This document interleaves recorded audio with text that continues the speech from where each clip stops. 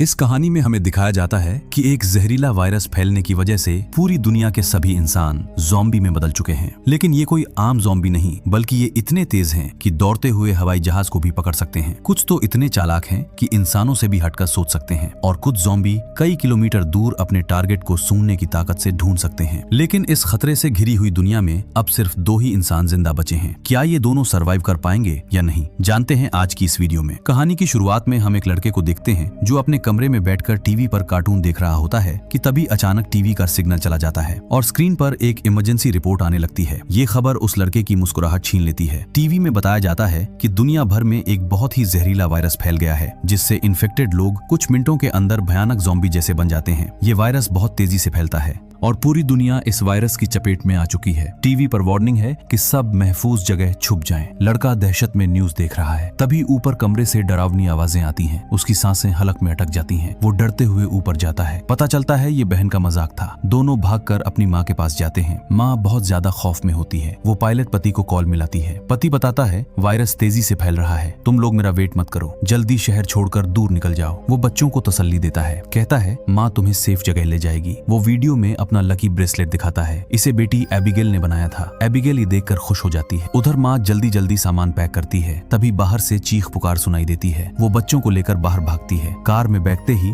एक खूंखार ज़ॉम्बी आता है। वो सीधा उनकी माँ पर हमला कर देता है। दहशत में एबिगेल कार के नीचे छिप जाती है। वो माँ और भाई को मरते हुए देखती है। ज़ॉम्बी उसे नहीं देख पाता और चला जाता है। खौफ से कांप रही एबिगेल अचानक देखती है उसकी माँ अब खुद ज़ॉम्बी बन चुकी है। वो अपनी ही बेटी की तरफ बढ़ रही है, लेकिन तभी एक अजनबी फरिश्ता बनकर आता है। वो ज़ॉम्बी बनी माँ को मार देता है। एबिगेल की जान बच जाती है। तभी ध्यान छोटे भाई पर जाता है। वो भी तेजी से ज़ॉम्बी बन रहा था। वो आदमी एबिगेल को कान बंद करने कहता है और उसके भाई को भी गोली मार देता है। अब कहानी सीधा 10 साल आगे जाती है। वायरस ने इंसानी दुनिया बर्बाद कर दी है। शहर अब खौफनाक वीरान खंडहर बन चुके हैं। इंसान या तो मर गए या ज़ॉम्बी बन गए। इस दुनिया में अब सिर्फ 2 लोग जिंदा हैं। एक वही छोटी बच्ची एबिगेल है जिसे उस अजनबी ने बचाया था। अब वो एक सर्वाइवर बन चुकी है। उस खौफनाक दिन से एबिगेल अंकल जैक के साथ ही रही। जैक ने उसे ज़ॉम्बीज़ से लड़ना सिखाया था। जैक नहीं होता तो वो कब की मर चुकी होती, इसलिए वो जैक को अपना पिता मानती है। सालों से जंगल में रहकर एबिगेल बहुत अकेली थी। वो इंसानों की बस्ती में रहना चाहती है, लेकिन जैक को लोगों की भीड़ बिल्कुल पसंद नहीं। एक रात दोनों जंगल में कैंप लगाकर सो रहे थे। तभी एक डरावनी आवाज से जैक की नींद टूटती है। वो चुपचाप कैंप से बाहर निकलता है। अचानक एक खूंखार ज़ॉम्बी उस पर जानलेवा हमला कर देता है, लेकिन जैक गोलियों से उसे वही ढेर कर देता है। गोली की आवाज सुनकर एबिगेल भी वहां आ जाती है। 10 सालों का तजुर्बा उन्हें बता रहा था कि ज़ॉम्बी हमेशा बड़े झुंड में ही आते हैं। खतरा भांपकर वो तुरंत घोड़ों पर सवार होकर वहां से निकल पड़ते हैं। रास्ते में उनके घोड़े अचानक बुरी तरह हिनहिनाने लगते हैं। जैक समझ जाता है कि मौत आसपास ही है। दूर एक जीप ज़ॉम्बी से घिरी हुई दिखती है। वहां एक अकेला इंसान अपनी जान बचा रहा था। दुनिया में वैसे ही इंसान ना के बराबर बचे थे, इसलिए उसे हर हाल में बचाना जरूरी था। जैक यहाँ एबिगेल की ट्रेनिंग का टेस्ट लेना चाहता था। वो कहता है कि सुकून से निशाना लगाओ और शूट करो, लेकिन जल्दबाजी में एबिगेल से एक बड़ी गलती हो जाती है। गोली ज़ॉम्बी के पार होकर सीधे उस बेकसूर सर्वाइवर को भी लग जाती है। ये देखकर जैक गुस्से से आग बबूला हो जाता है। दोनों भागकर उस तड़पते इंसान के पास पहुंचते हैं। जैक देखता है कि अब इसका बचना एकदम नामुमकिन है। ज़ॉम्बी बनने के डर से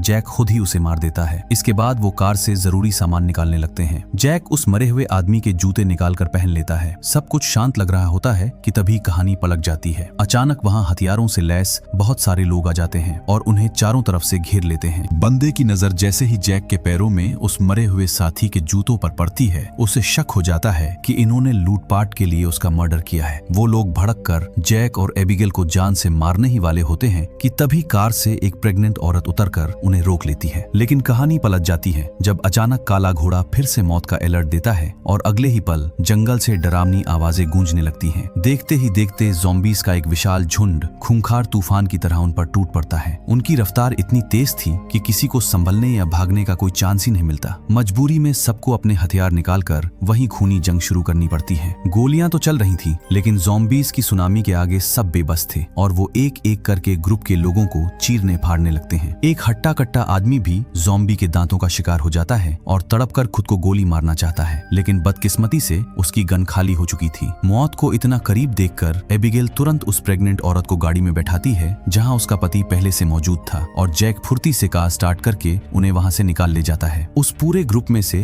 अब सिर्फ ये 4 लोग ही जिंदा बचे थे, जबकि पीछे एक खूंखार काले चेहरे वाला ज़ॉम्बी अपने साथियों की लाशें देखकर गुस्से से आग बबूला हो रहा था। इस खौफनाक सफर के दौरान जैक पीछे बैठी उस औरत से पूछता है कि वो लोग आखिर हैं कौन और यहाँ क्या कर रहे थे। तब वो राज खोलती है कि वो सब शिप्टाइन नाम की एक सेफ जगह की तलाश में थे, जहाँ इंसान आज भी सारी सुख सुविधाओं के साथ एक नॉर्मल जिंदगी जी रहे हैं। ये सुनकर एबिगेल का चेहरा खुशी से चमक उठता है, क्योंकि वो हमेशा से इंसानों की बस्ती में ही तो रहना चाहती थी। लेकिन जैक इस बात को नकारते हुए कहता है कि 10 सालों से इन जंगलों में भटकने के बाद भी उसे आज तक ऐसी कोई सेफ जगह नहीं दिखी। तभी बीच रास्ते में उनकी किस्मत धोखा दे जाती है और कार अचानक बंद पड़ जाती है। प्रेग्नेंट औरत का पति डेविड बताता है कि वो एक मैकेनिक है, लेकिन औजार न होने की वजह से वो भी उस गाड़ी को ठीक नहीं कर पाता। हार मानकर वो चारों कार को वहीं छोड़कर पैदल ही अपना थका देने वाला सफर शुरू करते हैं और मीलों चलने के बाद एक वीरान सी सोसाइटी में कदम रखते हैं। यहाँ आज भी ऊंची ऊंची इमारतें खड़ी हैं, लेकिन हर तरफ सिर्फ मौत का खौफनाक सन्नाटा पसरा हुआ है। इसलिए आगे बढ़ने से पहले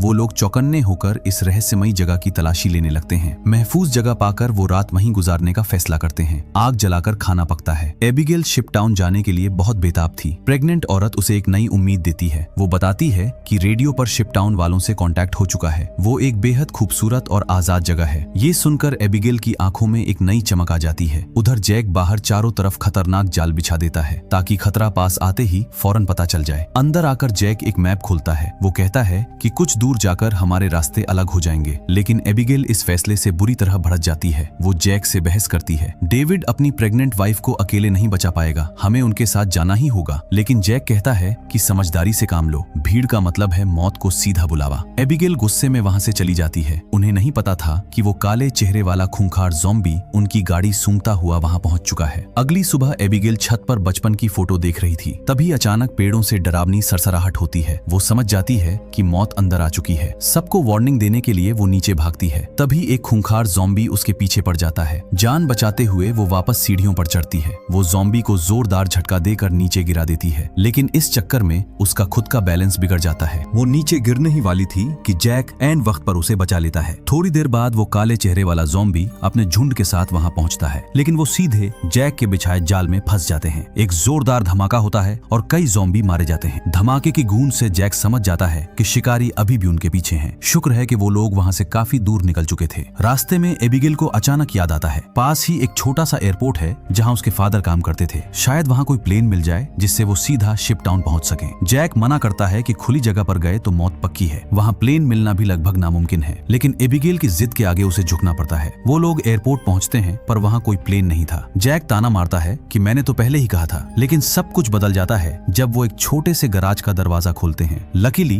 अंदर एक छोटा सा एरोप्लेन खड़ा था। सामने खड़ा प्लेन देखकर सबकी जान में जान आती है, क्योंकि अब शिपटाउन का रास्ता एकदम आसान लग रहा था। लेकिन ये जहाज सालों से धूल भाग रहा था, इसलिए मैकेनिक डेविड कहता है कि मुझे इसे उड़ने लायक बनाने में बस 10 से 15 मिनट लगेंगे। जब तक डेविड अपना काम करता है, जैक और एबिगेल एयरपोर्ट में जरूरी चीजें ढूंढने लगते हैं। तभी अचानक डेविड दूरबीन से देखता है कि मौत का एक खूंखार रेला यानी ज़ॉम्बीज का झुंड तेजी से प्लेन की तरफ ही बढ़ रहा है। वो घबराकर सबको तुरंत प्लेन स्टार्ट करने की वार्निंग देता है। एबिगेल फुर्ती से पायलट की सीट संभालती है और वहां रखी बुक्स पलटने लगती है। उसके पिता भी एक पायलट थे, इसलिए उसे कंट्रोल्स की थोड़ी बहुत नॉलेज पहले से थी। उधर जैक अपनी गन से गोलियां बरसाकर ज़ॉम्बीज को रोकने में जी जान लगा देता है। बड़ी मुश्किल से एबिगेल प्लेन का इंजन चालू कर पाती है, लेकिन तब तक ज़ॉम्बीज रनवे पर कब्जा कर चुके थे। उनकी रफ्तार इतनी तेज थी कि एक खूंखार ज़ॉम्बी प्लेन के दरवाजे पर लटक जाता है, लेकिन जैक ऐन वक्त पर उसे गोली मारकर नीचे गिरा देता है। एबिगेल जहाज के कंट्रोल्स अच्छी तरह समझ जाती है और शानदार तरीके से प्लेन को टेक ऑफ करा लेती है। हवा में उड़ते ही सबकी खुशी का ठिकाना नहीं रहता,